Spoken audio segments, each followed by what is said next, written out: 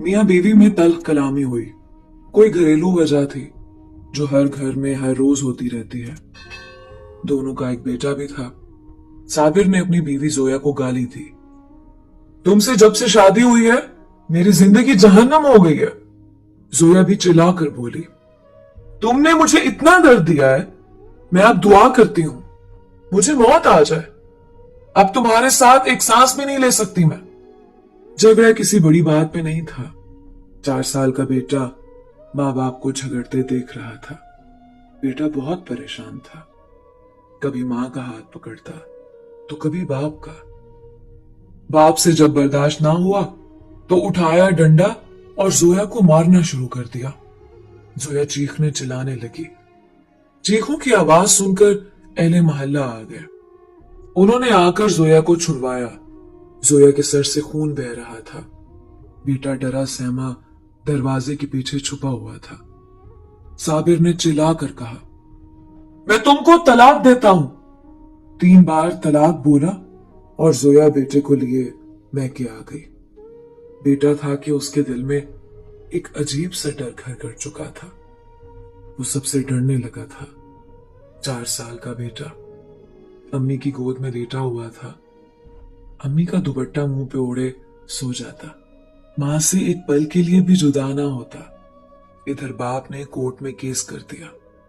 बेटा मैं अपने पास रखूंगा। कोर्ट से आया खत मौसूल हुआ। जोया के भाई ने खत पढ़ा, सब बताया।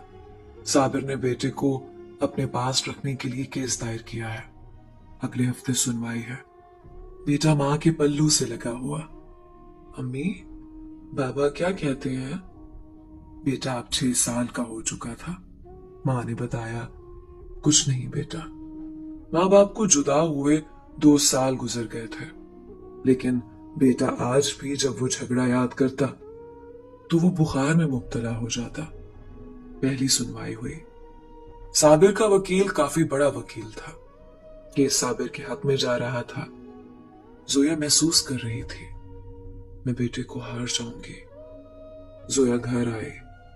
अजान मां से कहने लगा, हम क्यों अब्बू के पास जाते हैं?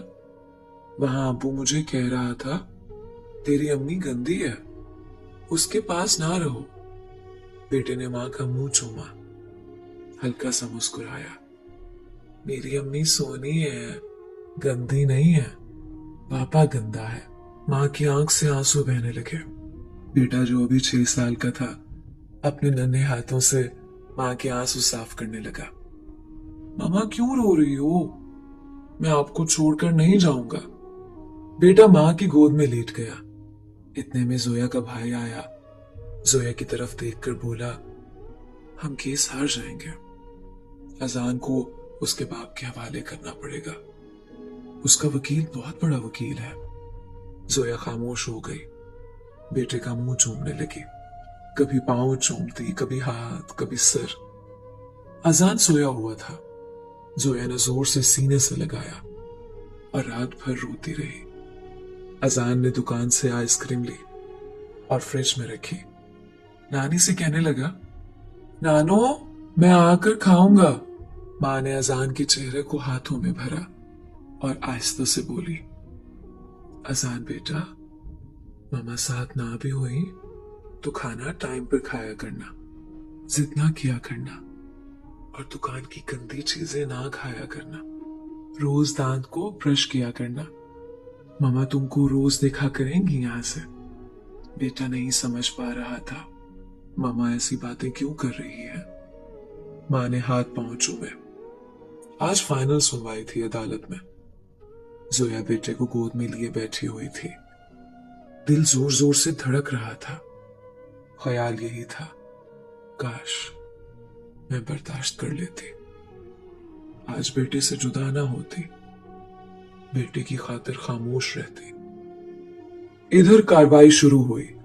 जज साहब ने लिखा फैसला सुनाया। तमाम दलील सुनने के बाद हम इस नतीजे पर पहुंचे हैं कि बेटा अपने बाप के साथ रहेगा। फैसला सुनते ही मां का कलेजा फट गया। मां बेहोश होकर गिर गई। बाप आगे बढ़ा, बेटे को उठा लिया। बेटा बाप के पास नहीं जाना चाहता था। बेटा चीख चीख कर रोने लगा, मुझे मामा पास जाना है, मुझे मामा पास जाना है, छोड़ो मुझे। जोया को होश आया, नंगे पांव दौड़ते हुए साबिर के पास गई।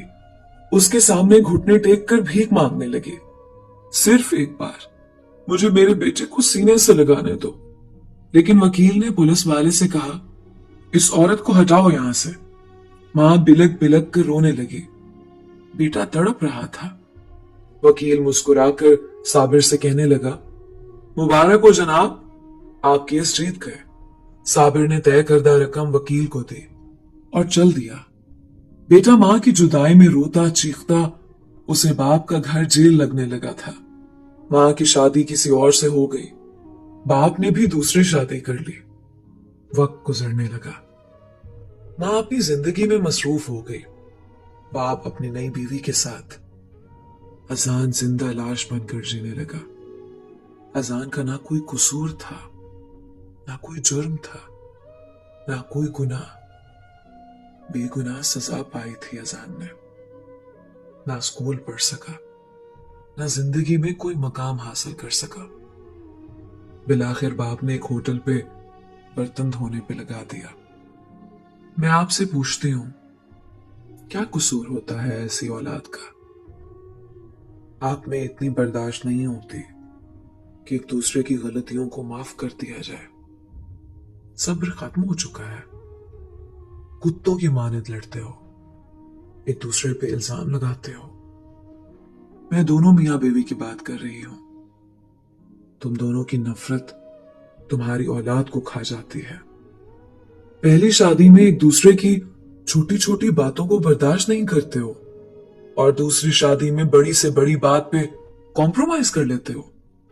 ना जाने आज भी कितने बच्चे मां बाप की जहर आलूद नफरत पे कुर्बान हो रहे होंगे, जो बेगुनाह बर्बाद कर दिए जाएंगे।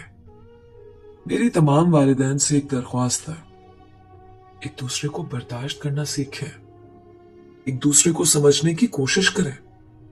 शादी के बाद मियां बीवी की सोच का मिलना जरूरी नहीं है, क्योंकि आप लोग दो अलग अलग इंसान हैं, अलग सोच है, अलग ख्वाहिशात है। निकाह का मकसद ही दो अलग इंसानों को यकजान करना है। तलाक ही हर मसले का हल नहीं है। आखिरकार दूसरी शादी नाकाम क्यों नहीं होती? इसकी वजह क्या हो सकती है? तो मैं बताती हूं आपको।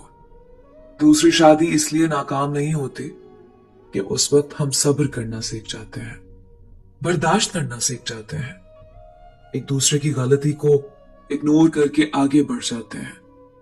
अगर ऐसा ही पहली शादी में किया हो तो औलाद खाक ना हो।